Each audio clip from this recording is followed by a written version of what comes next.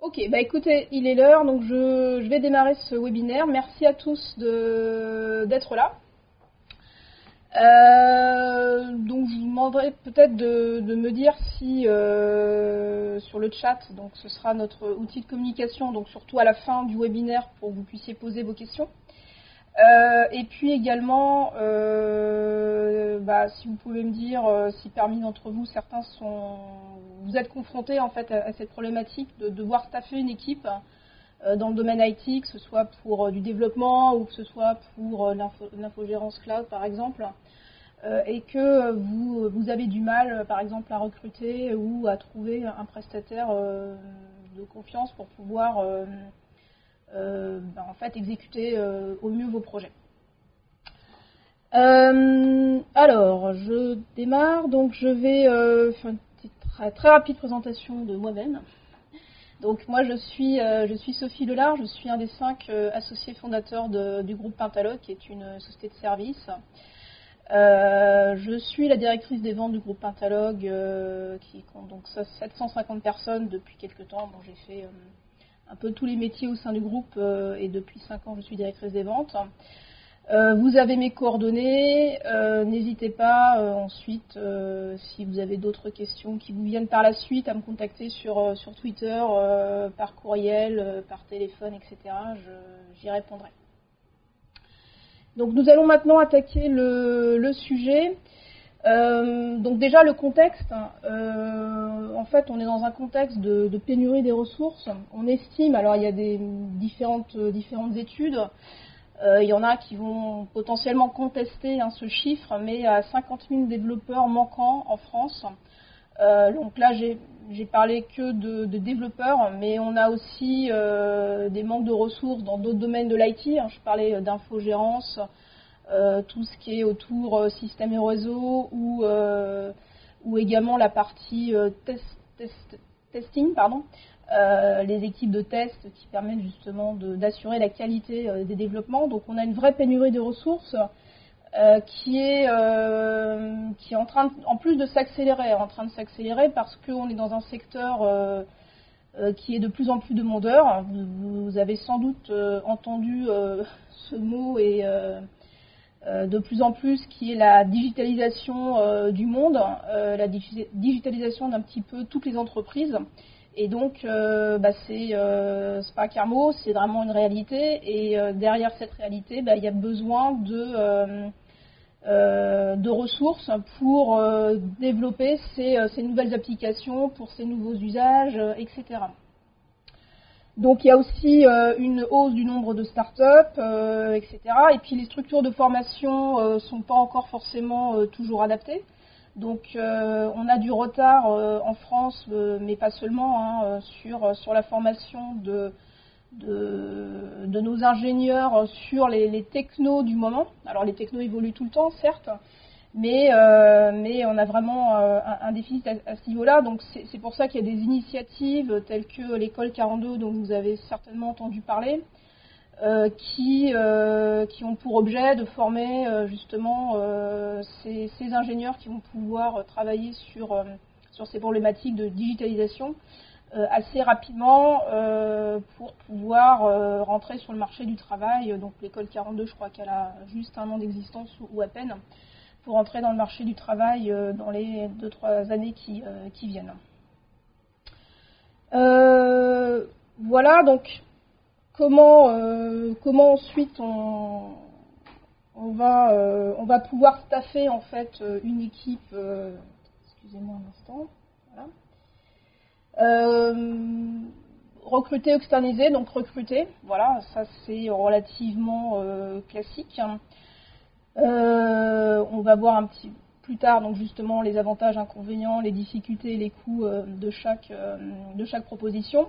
Externaliser, donc là j'ai noté plusieurs possibilités, c'est peut-être pas forcément complètement exhaustif, mais c'est l'AT chez moi. Donc l'AT chez moi, c'est l'assistance technique, c'est d'avoir en fait une personne ou plusieurs délégués par une société de service qui viennent dans mes locaux pour travailler pour moi.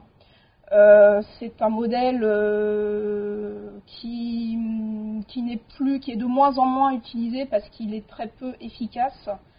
à un coût supérieur en fait à un recrutement.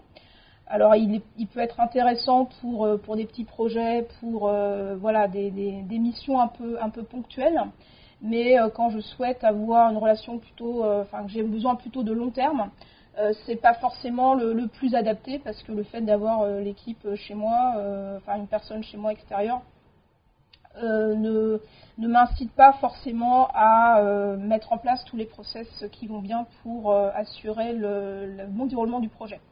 Ensuite, externaliser en France, c'est-à-dire je suis à Paris, je suis à Orléans, je suis à Marseille, et je vais choisir une société à Limoges ou ailleurs, ou à Nantes, etc., qui va travailler dans ses locaux sur des plateaux, voilà, et avec quand même une proximité culturelle et géographique.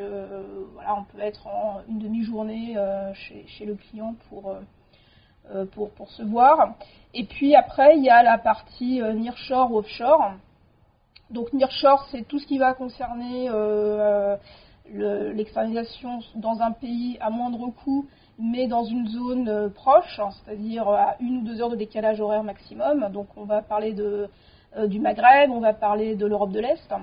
Et puis l'offshore, où on a bien sûr donc un décalage horaire plus important, des coûts plus faibles, en tout cas des coûts faciaux, hein, ce que l'on voit en direct, comme l'Inde, les Philippines, le Vietnam ou éventuellement la Chine. Voilà un petit peu les différents types d'externalisation que j'ai notés. Alors pourquoi je vais avoir besoin d'une équipe IT? Je vais en avoir besoin, alors après, voilà, il y a différents cas de figure en fonction des différentes cibles, on va le voir un petit peu plus tard. Donc soit j'ai besoin de créer un MVP, un Minimum Valuable Product. Donc ça, c'est plutôt le cas d'une start-up. J'ai une idée, je dois la réaliser, en tout cas un minimum, et j'ai besoin de 3 mois, de quelques mois en tout cas, d'une équipe pour me développer rapidement ce MVP. Ça peut être aussi pour assurer le time to market, donc une entreprise, un éditeur logiciel en particulier, qui va devoir développer des nouvelles fonctionnalités et qui a besoin d'accélérer en fait ce développement pour assurer le time to market, parce qu'elle sait que ses concurrents sont peut-être en train de développer déjà ces fonctionnalités. Trouver des compétences spécifiques. Je peux très bien avoir une équipe en interne, mais à un moment donné avoir besoin d'une compétence particulière. Par exemple, je développe sur le web, mais j'ai besoin d'avoir une application mobile, par exemple, ou d'administrer une base de données, ou d'administrer des serveurs partout dans le monde, parce que j'ai une application qui marche et avec des clients partout dans le monde, etc. Donc des compétences plus spécifiques ou un besoin un peu plus ponctuel. Accompagner ma croissance, donc là on est plus nouveau dans un peu plus du long terme. Je suis une société qui marche bien, qui a de la croissance, et donc je me place d'un côté avec évidemment des besoins en IT, et voilà, j'ai besoin d'accroître l'effectif qui me permet en fait d'assurer cette croissance. Répondre à un besoin ponctuel, voilà, on en a parlé un petit peu plus.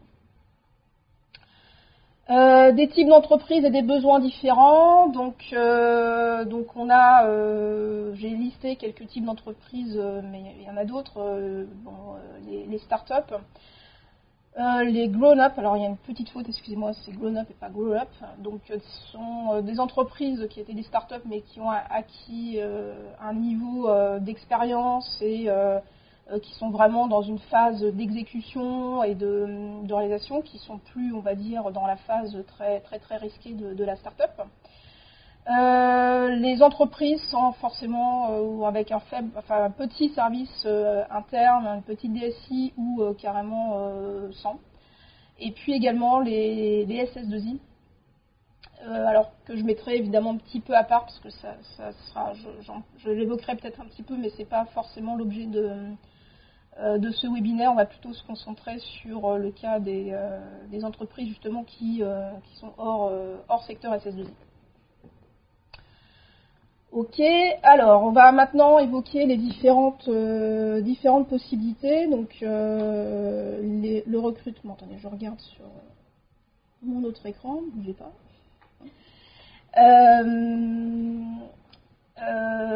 Donc le recrutement, et puis ensuite on verra sur la partie externalisation bien sûr.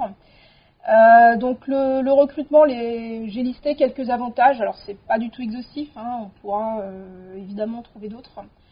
La culture d'entreprise, c'est-à-dire que quand je recrute quelqu'un, c'est un objectif quand même de long terme. C'est pour aussi partager une aventure commune dans le cas d'une start-up, ou voilà, une aventure humaine aussi. Et donc, avec un contrat de travail, avec un lien quand même assez fort, je peux attendre évidemment un partage de ma culture d'entreprise beaucoup plus important.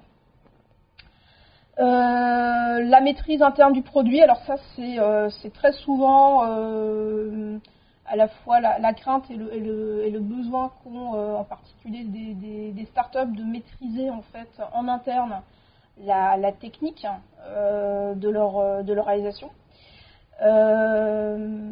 Voilà, et puis l'objectif de long terme, voilà, j'ai un objectif quand même d'avoir une entreprise qui perdure, qui a de la croissance, etc. Et donc je veux constituer un noyau dur voilà, de personnes qui vont partager mes objectifs, qui vont partager ma culture. Alors, c'est à moduler parce que, évidemment, la culture d'entreprise, on le verra, elle peut aussi très bien être partagée avec une équipe externalisée. Après, évidemment, c'est pas tout à fait le même rapport de force, enfin, le même rapport entre les équipes, parce que entre quelqu'un qui est chez moi, qui est dans mes équipes salariées, et une personne externe, il y a forcément une différence en termes de relations. Alors, les inconvénients, je pense que on les connaît. On en parle beaucoup en ce moment avec la réforme ou pas du Code du travail, la lourdeur du Code du travail en France, le manque de souplesse qui existe en fait dans ce monde salarié, où il est voilà, extrêmement difficile de faire partir une personne si à un moment donné voilà, on a un mécontentement. C'est une procédure assez lourde et voilà, donc ça peut être un frein. L'investissement que l'on fait, on le verra dans les coûts, mais là je voulais surtout parler d'investissement humain que l'on va faire pour recruter une personne, et puis toutes les connaissances légales que cela implique. Parce que justement à cause de ce droit du travail qui est un petit peu complexe, il y a des normes à respecter quand on embauche quelqu'un dans la gestion en fait des salariés, la formation, les entretiens, etc., etc. Et donc c'est aussi quelque chose qui peut être un petit peu un frein. Et puis je voulais vous citer un exemple que j'étais aux États-Unis la semaine dernière, où on a un bureau à Boston, et en fait on m'a rapporté une anecdote d'un développeur de la Silicon Valley qui était payé quelque chose comme de $100 000, ce qui n'est pas ce qui est presque courant, on va dire, là-bas, tellement la pénurie est forte. Et qui a, alors c'est pas en France, hein, mais qui a quand même attaqué son entreprise parce qu'il avait, il a contrôlé en fait la qualité de l'eau potable dans la boîte, et elle a constaté qu'il y avait des bactéries dedans, enfin je sais pas quoi, et donc il a attaqué en justice sa société. Bon, c'est un exemple un petit peu extrême, mais bon, c'est pour vous montrer que voilà, c'est dans un environnement où où ces développeurs ou ces ressources IT n'ont pas forcément de difficulté pour trouver un travail, ça met un peu plus la pression sur les entreprises. Alors les difficultés pour le recrutement, le délai de recrutement qui peut être vraiment long, qui peut être de plusieurs mois. Et parce qu'il faut d'abord que je trouve cette personne, il faut que je passe des entretiens, il faut que je la sélectionne, il faut que je trouve la bonne personne. Parce que effectivement, quand je recrute quelqu'un, c'est beaucoup plus engageant que quand je prends un prestataire. Donc c'est sûr qu'il faut que je mesure tout ça. Et si je prends 6 mois de retard pour recruter, c'est 6 mois de retard sur ma roadmap de développement produit, tout simplement. Donc c'est extrêmement préjudiciable. Ça peut être extrêmement préjudiciable. L'impossibilité de trouver le bon profil, au bout d'un moment, il peut arriver que moi j'ai vu plusieurs clients qui étaient dans dans ce cas-là, où en fait, j'essaye de recruter depuis un an, depuis un profil, et au bout d'un moment, je fais le constat que je n'y arrive vraiment pas, quoi. Le manque d'attractivité de mon entreprise, en particulier, je suis une start-up, je suis inconnue, je travaille dans un bureau ou dans un open space et dans des conditions de travail pas forcément optimum, dans un environnement un petit peu risqué. Et du coup, c'est pas forcément évident de recruter des profils, sachant que les grands noms ont aussi du mal à recruter des profils. Je peux citer l'exemple d'un de mes clients qui est assez connu puisqu'il s'appelle Mythic, qui est installé à Paris. Donc ils ont une 50aine de développeurs en interne, ils en ont une 40aine chez nous, et donc externalisés. Et donc en fait ils étaient à Boulogne, ils ont déménagé dans le centre de Paris à côté d'Opéra pour pouvoir recruter plus facilement des développeurs. Et alors ils en recrutent, bien sûr, mais c'est vraiment très très compliqué. Et ensuite, il y a aussi le fait, je suis en train de recruter également un directeur de projet sur Orléans. Et donc j'avais reçu des candidatures notamment de Tours, et j'avais regardé un petit peu le marché des sociétés de services, des ESN à Tours, entreprises du secteur numérique, et nouveau nom des SS2I. Et en fait je suis tombée sur une annonce qui m'a un petit peu fait halluciner, parce que sur cette annonce, je ne peux pas vous la montrer parce qu'il y a le nom d'entreprise, mais c'était pas de période d'essai, tous les freins en fait, tous les freins qu'il pouvait y avoir était pas de clause de confidentialité, c'était vraiment marqué noir sur blanc sur leur annonce de site.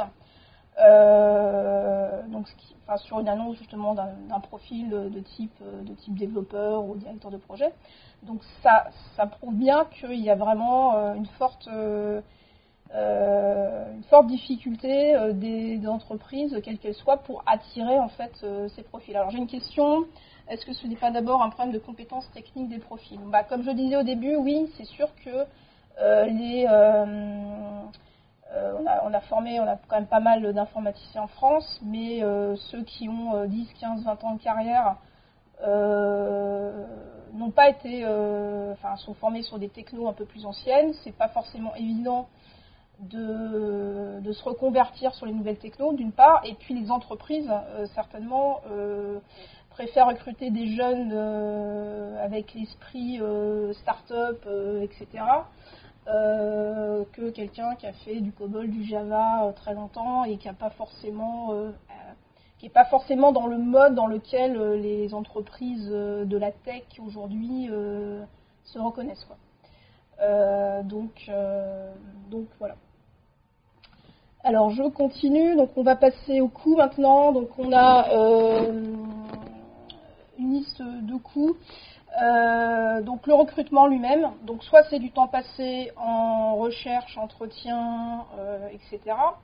Soit je sous-traite en fait à un cabinet de recrutement cette recherche, et du coup c'est un coût que je vais avoir également. Qui peut être plus ou moins important. Le coût d'intégration, donc ça c'est beaucoup de temps passé. Si je recrute quelqu'un, c'est pour qu'il reste. Si je l'intègre mal, j'ai forcément un risque. La formation, donc ça c'est tout au long de la vie du salarié dans l'entreprise, c'est pouvoir le faire évoluer par le biais de formation. Alors maintenant, bon, c'est vrai qu'il y a quand même des systèmes avec le e-learning, etc., qui sont assez souples et qui permettent de former les gens. La formation est aussi subventionnée, mais avec le budget formation, on n'arrive pas forcément à couvrir tous les besoins. Et puis il y a le coût de la formation lui-même, et il y a le fait que pendant que le salarié se forme, il n'est pas en train de travailler sur le développement de votre produit. Donc voilà. La gestion du salarié en elle-même, les entretiens, la gestion du salarié, qu'elle soit humaine, plus administrative, etc. Le poste de travail, les licences, donc ça c'est un coût qui est pas énorme, mais bon, multiplié par plusieurs, ça peut commencer à faire. Les mètres carrés, donc ça on peut un petit peu l'oublier, mais voilà, pour des forts besoins, ça peut être quand même, ça peut obliger l'entreprise à déménager. Je l'ai vu également chez plusieurs de mes clients, pour pouvoir accueillir en fait les équipes techniques. Donc c'est un coût, c'est du temps à passer, etc. Et puis les éventuels conflits, j'en parlais tout à l'heure par rapport au code du travail, qui peuvent être aussi coûteux à la fois en temps et puis en argent, tout simplement. Voilà, on va passer maintenant à la partie externalisée. Je vous demande juste 2 secondes. Les avantages. Alors, je vois qu'il y a des questions, j'essaierai d'y répondre à la fin si ça ne vous dérange pas. Donc, au niveau des avantages que j'ai listés ici, c'est justement la souplesse par rapport au manque de souplesse qu'on avait dans le recrutement pour ajouter ou enlever une personne. Là, j'ai un contrat de prestation. Et donc c'est à moi de négocier dans mon contrat les conditions dans lesquelles je vais pouvoir faire varier la taille de mon équipe, par exemple. Trouver des compétences multiples. Quand je fais appel à un prestataire extérieur, je fais appel généralement à un prestataire, à un professionnel, donc à une société de service qui a justement ces compétences. Enfin, justement, je dois trouver la société qui répond le mieux à mon besoin actuel et puis à mon besoin potentiellement futur. Le coût également qui peut être vraiment attractif, notamment en particulier en nearshore et en offshore.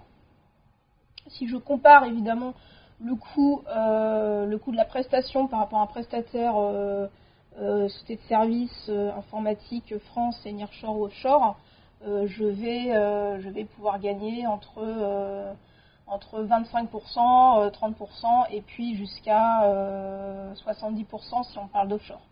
Donc ça c'est intéressant, et par rapport à un coût salarié, là je vais pouvoir gagner aussi. Après il faut effectivement, je calcule tous les coûts que je rentre dans mon recrutement, y compris le management, etc., dont on a parlé tout à l'heure. La maîtrise des processus de développement, la maîtrise des processus IT en règle générale, c'est-à-dire que, encore une fois, je fais appel à un professionnel, c'est son métier de développer des produits, de développer des applications mobiles, de faire de l'infogérance, etc. Donc il a potentiellement des certifications, mais bon, il a surtout une expérience et une pratique, et un retour client qui font que il a cette habitude de développer, de faire travailler en fait ses équipes IT, et donc qui va être beaucoup plus professionnel que potentiellement qu'une société. Je parle surtout des startups. Après il y a des sociétés qui évidemment ont acquis également cette expérience. Mais ce que je peux voir par rapport à nos clients, en particulier les startups, c'est qu'elles sont vraiment très demandeuses justement d'organisation, de pouvoir gérer, d'attendre en fait un conseil de la part de la société de service, que ce soit dans l'environnement de développement, avoir les outils qui vont bien pour travailler ensemble. Les inconvénients, donc pas de culture d'entreprise. Alors là, j'ai modulé un petit peu. voilà, parce qu'en fait, la culture d'entreprise, ça peut aussi se travailler avec une équipe externalisée. Quand on parlait tout à l'heure d'externaliser en France ou à l'étranger, quand j'externalise en France, je devais travailler à distance majoritairement avec mon équipe. Pourquoi pas le faire en fait directement avec l'étranger? Parce qu'aujourd'hui, le travail à distance est beaucoup plus facile à mettre en place.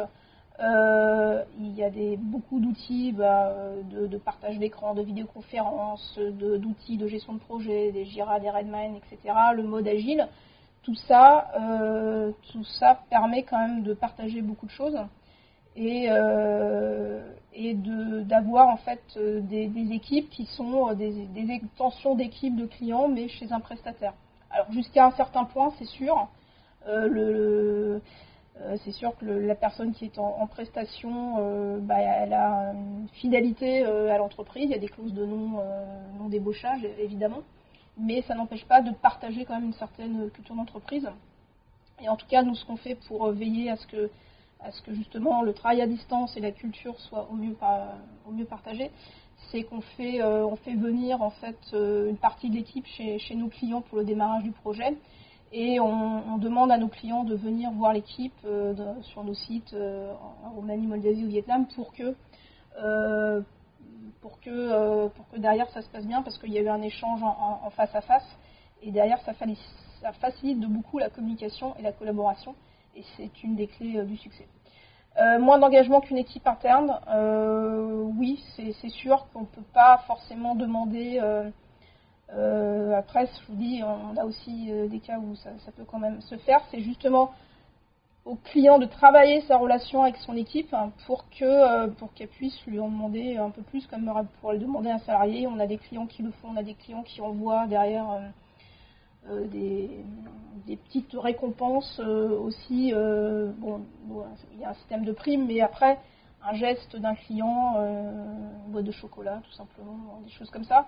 Voilà, ça fait plaisir. Enfin voilà, ça permet aussi d'avoir de l'engagement, même si effectivement, voilà, je ne peux pas demander exactement la même chose à un prestataire qu'à un salarié. Mettre son business à l'extérieur, donc ça c'est une crainte. Le business, en fait, là c'est encore contractuellement, vous pouvez faire en sorte qu'il y ait des clauses qui permettent de bien veiller en fait à ce que le code vous appartienne en continu, vous soit livré, vous appartienne en continu, de faire en sorte qu'il y a de travailler les clauses de confidentialité, que ce soit vis-à-vis de l'entreprise ou même à la limite sur chacune des personnes qui travaillent pour votre projet. Voilà, après c'est le business, c'est vous qui l'avez, et puis ensuite ce que vous allez sous-traiter, c'est une partie technique. Donc, alors évidemment, des fois la frontière n'est pas toujours évidente à avoir, mais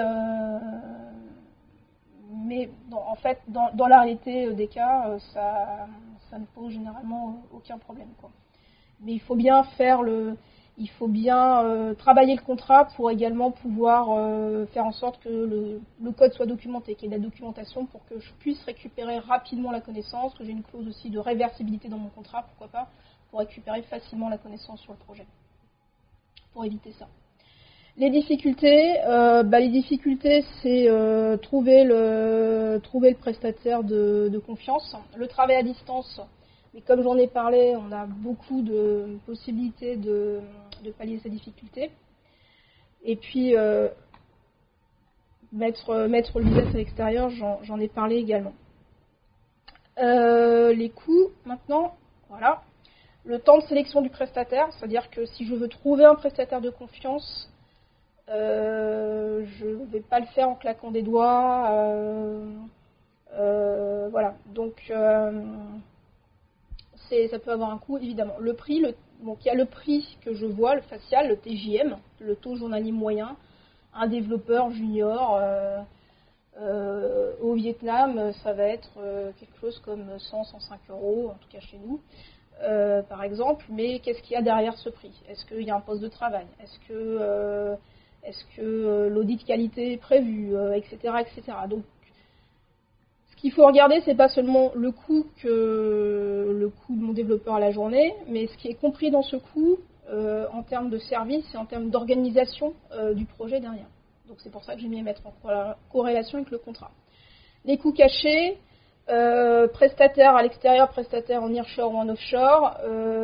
Si j'ai dit que le fait de faire venir l'équipe, le fait d'aller voir l'équipe sur place, c'est important, c'est un coût de voyage et qu'il faut aussi budgéter pour pas avoir de surprise. Et puis la gestion du prestataire. La gestion du prestataire, c'est aussi à prendre en compte. Alors c'est deux parties. C'est la gestion au quotidien, ça c'est votre équipe technique ou votre product owner, votre chef de produit, votre responsable business chez vous qui va dialoguer avec l'équipe pour faire en sorte que ce qu'il a dans la tête devienne une application, etc. Donc ça, c'est comme vous le feriez avec une équipe interne, sauf qu'au lieu de lui dire tu vas mettre ce bouton-là en haut à droite à la machine à café, il faut l'écrire et ensuite potentiellement expliquer. Et voilà, donc ça, il y a un temps effectivement de gestion qu'il ne faut pas négliger pour que ça fonctionne.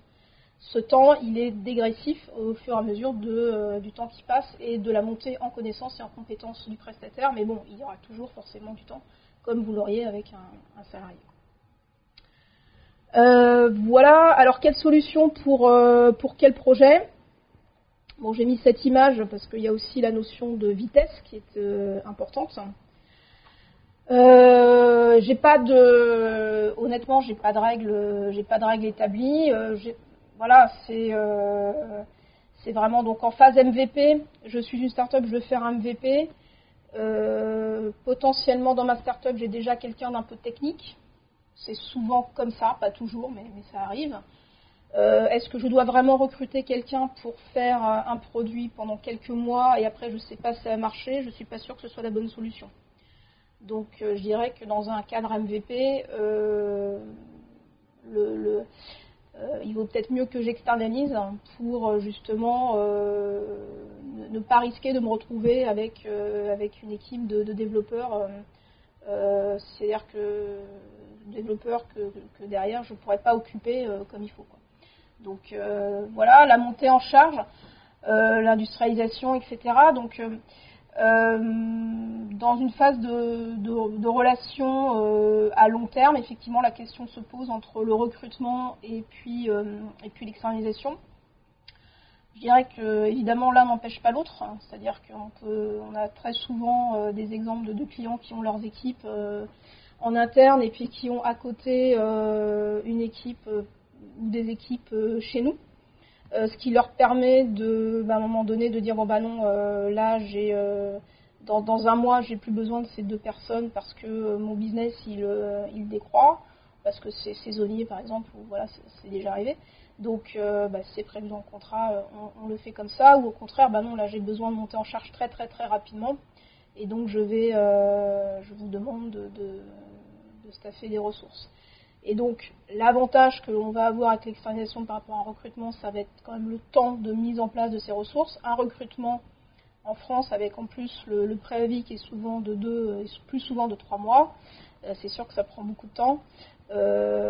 Sur l'externalisation, ça peut être entre quelques jours ou plus, de manière plus générale, quelques semaines. Pour pouvoir trouver une personne et en plus avec un panel de compétences beaucoup plus important. Donc ensuite en conclusion, c'est le dernier slide. Pour bien recruter, il faut bien évaluer les candidats. Pourquoi pas utiliser une plateforme de type Test One Coder qui permet en fait qui dispose de milliers de tests techniques qui vous permettent d'évaluer vos candidats déjà sur la partie technique. Après évidemment vous l'avez en entretien et puis vous évaluez ses compétences. Après il y a des tas de solutions qui existent pour ça. Mais Test One Coder est un de nos partenaires, donc c'est pour ça que je le cite. Évidemment, je ne vais pas vous mentir. Voilà, après, il y a plein de trucs et astuces de webinaires pour la partie recrutement, les entretiens, etc. Donc, ça sera l'objet d'un webinaire, évidemment, lui tout seul. Pour bien externaliser, bien visiter votre prestataire avant de le choisir. Donc, nous, je crois qu'on a mis à disposition une plaquette, en fait, voyage. Si vous avez un projet IT et si vous voulez venir nous voir, voilà, le voyage est sponsorisé. Donc, mais en tout cas, faites-le parce que c'est un peu plus de temps à passer au début, un peu plus de coûts, mais rien de mieux que d'aller voir comment ils travaillent au quotidien, quoi. Et puis de valider l'équipe comme si je les recrutais, en fait. C'est-à-dire que l'évaluation des candidats que vous faites quand vous recrutez, pourquoi vous ne le faites pas aussi avec un prestataire de manière aussi rigoureuse, évaluer les compétences techniques, etc., etc. Voilà, donc je pense que j'ai fini et je vais pouvoir répondre à vos questions, et il y en a déjà.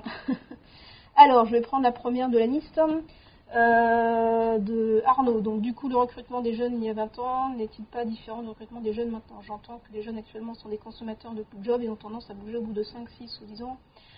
Oui, c'est sûr que voilà, l'exigence, bon, on a parlé de la génération Y.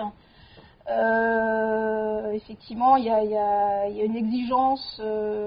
C'est l'évolution du monde du travail en règle générale déjà qui fait ça, c'est-à-dire qu'effectivement on ne rentre pas à vie dans un job, et puis dans une profession qui est plutôt en mode pénurique, c'est sûr que c'est plus le salarié, en tout cas le candidat, qui va avoir la main sur le recrutement que l'entreprise, quoi, qui elle doit avoir un baby-foot, pas de période d'essai éventuellement, un contrat super intéressant et un salaire évidemment qui va avec pour attirer les personnes. Mais je pense que aussi derrière tout ça, c'est les projets les projets et les personnes qui vont attirer les gens dans les entreprises.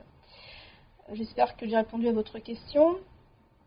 Alors, une autre question, est-ce que ça veut dire que l'offre d'externalisation que vous nous poussez nous permet de valider individuellement les compétences de chaque membre de l'équipe? Et effectivement, nous, la manière dont on fonctionne, c'est que les équipes, enfin les membres de l'équipe, l'équipe est proposée, donc c'est des profils qui sont envoyés, des CV avec éventuellement des tests, et ensuite nos clients passent un entretien par vidéoconférence avec chacun des membres de l'équipe. Ça, c'est ce que l'on fait quand on démarre un projet généralement. Il y en a même qui font passer des tests assez poussés sur plusieurs heures. Après, quand on est dans un mode de confiance au bout de plusieurs mois, généralement sur les profils, le client nous fait confiance et ne valide pas forcément de manière systématique. Mais en tout cas, il a toujours la possibilité de le faire. Alors, Maxime, merci de votre webinaire. Est-ce que vous travaillez avec des équipes en Ukraine? Qu'est-ce que vous pensez de leur qualité? Alors, la réponse est non, nous n'avons pas d'équipe en Ukraine.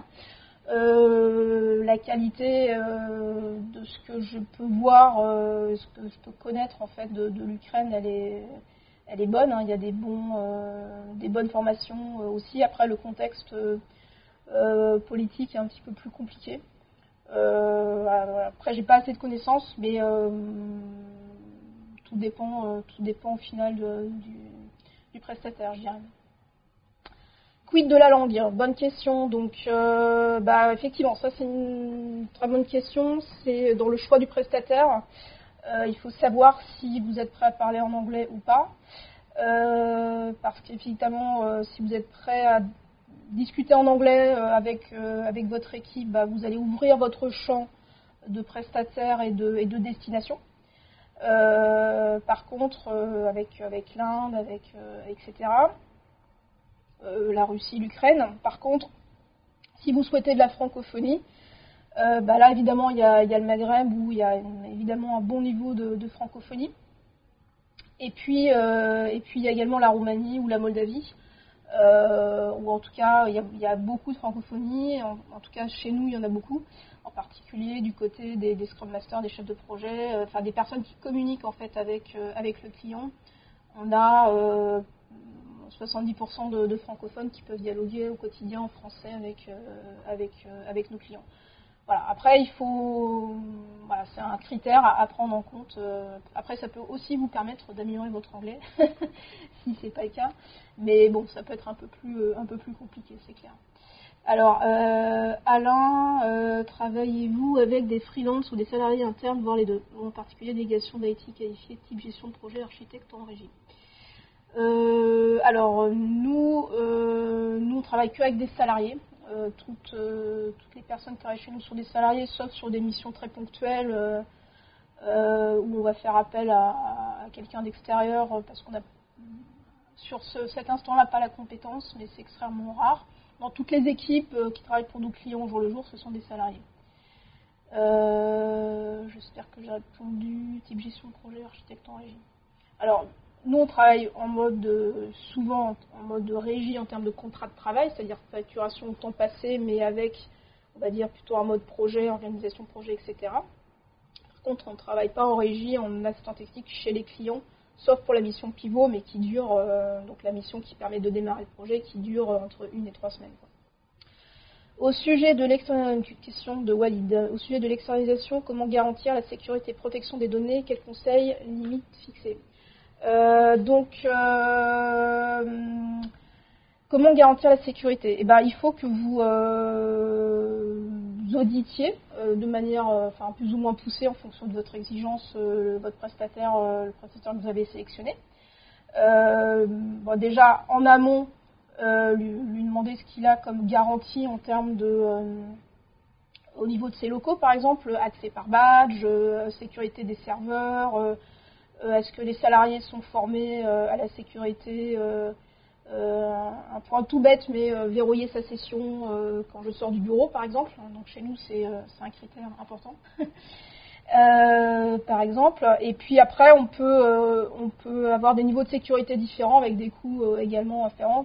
En tout cas, nous on le fait. On peut très bien avoir une équipe qui est dans une salle spécifique qui n'est pas accessible aux autres membres de la société, par exemple. Donc ça, c'est au niveau contractuel. Et puis, si vraiment il y a une exigence très très forte, nous on a déjà eu le cas des clients qui viennent faire un audit, qui délèguent en fait une société spécialisée qui vient faire un audit de sécurité de nos réseaux, de nos accès pour travailler après. Ce qu'on met en place au niveau technique, c'est qu'on a des liens techniques sécurisés pour pouvoir travailler directement sur les serveurs de nos clients, par exemple, pour que ça passe pas dans notre infra interne, par exemple. Ça peut être aussi cette solution. Après, si vous avez des questions plus précises d'un point de vue technique, je ne serai pas capable de vous répondre, mais je pourrais vous renvoyer vers quelqu'un de chez nous là-dessus. Alors, question de Bruno. Quelle est la proportion des clients étrangers par rapport aux clients français? Vous voulez dire chez nous? Alors, je vais répondre. Ouais. Oui, alors chez nous, donc nous, le siège est en France. On a donc on a un peu plus de 50% de clients français. Après, on a des clients européens. Alors, on a aussi un bureau commercial en Allemagne, donc on a des clients allemands, autrichiens et puis suisses et alémaniques. Après, on a des clients suisses francophones, belges, anglais, même si on n'a pas de bureau encore là-bas, en Suède, voilà, un peu partout en Europe. Puis après, on a également une antenne commerciale à Boston. Et donc, on a également des clients américains. Et donc, la répartition. Et puis, on a aussi des clients en Roumanie sur le marché local. Donc, ça représente 1,5 million d'euros en Roumanie, 3 millions aux États-Unis, etc. Donc, c'est à peu près réparti de cette manière-là, quoi. Est-ce que si nous travaillons avec des non-francophones? Est-ce que si nous travaillons... Attendez, je n'ai pas compris la question. Oui, l'anglais, donc si c'est pas francophone, c'est l'anglais, la langue de travail, bien évidemment. Dans nos équipes, 100% des personnes sont... c'est vrai que pour moi, c'est tellement une évidence que je n'avais pas rappelé, mais nos équipes sont anglophones. On a des cours de langue, on a des cours de langue français, anglais. Et donc, ce sera de toute façon en anglais si c'est pas en français. Oui, ce sera pas en chinois. Ok, est-ce qu'il y a d'autres questions? Alors, si après vous voulez qu'on continue le dialogue par mail, Twitter ou autre, n'hésitez pas. Je vais peut-être remettre mes coordonnées. Non, c'est pas ça, pardon. Je vais revenir à la slide. Voilà. Donc Sophie Le Large. Donc n'hésitez pas à me contacter si vous avez besoin d'informations complémentaires. Alors j'ai une autre question, Sabrina. En gros, ce que vous nous dites, c'est que c'est selon mon besoin. Bah voilà, c'est ça. Donc il faut regarder quels sont vos besoins, quels sont vos critères, et étudier ça de près pour voir quelle est la meilleure solution pour vous, sachant que l'une n'exclut pas l'autre. Comme j'ai déjà dit, vous pouvez avoir une équipe interne, plus une équipe externalisée pour des pics de charge. Voilà, mais dans ce contexte de pénurie, il faut bien anticiper, quoi. Bah, merci Walid, merci à tous. Alors j'ai encore une question. Je ne crois pas que mes collabs soient prêts à produire en anglais. Comment font vos clients? Bah, comme je vous l'ai dit, on a 70% de francophones, donc ils parlent en français. Et ils écrivent en français, ils dialoguent en français. Donc, si c'est un critère qu'on connaît au début, il n'y a pas de souci. Et puis, on le prend en compte.